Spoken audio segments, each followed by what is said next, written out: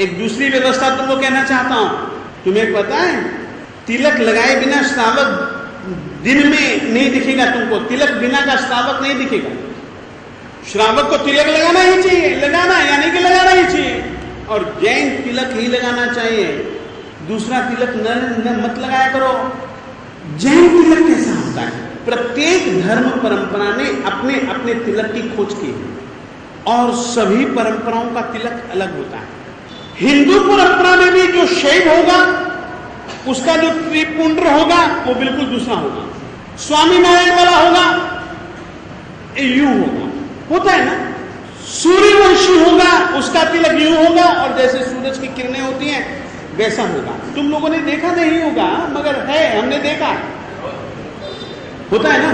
हाँ, ये सब तिलक की रीति है। जैन तिलक बिल्कुल अलग प्रकार का है।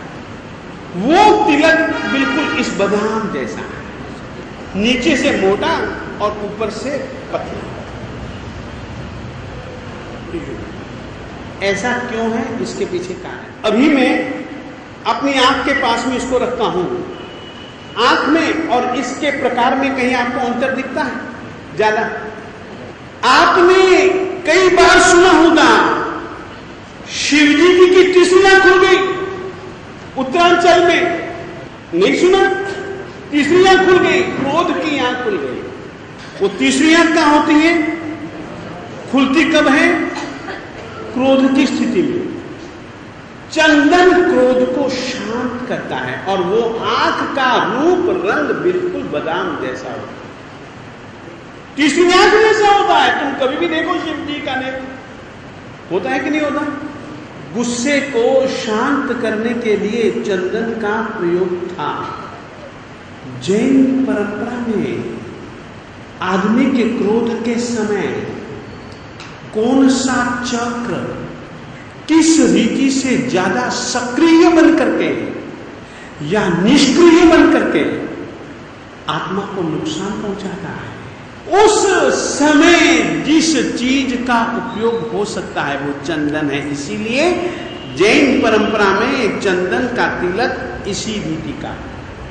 एक तो तिलक लगाया करो, मंदिर जी जाया करो तो परमात्मा के पास में भी तिलक लगा करके जाया करो। परंपरा में हम कहते हैं कि परमात्मा के पास माताओं बहनों के लिए ये तिलक नहीं है, माताओं बहनों के लिए बिंदु ही है, ये याद रखिएगा। पुरुषों के लिए यह तिलक की व्यवस्था, पुरुष की शारीरिक स्थिति और स्त्री की शारीरिक स्थिति बिल्कुल भिन्न भिन्न। इसीलिए ही पुरुषों के काम स्त्रियों के काम हमारी संस्कृति में अलग अलग है।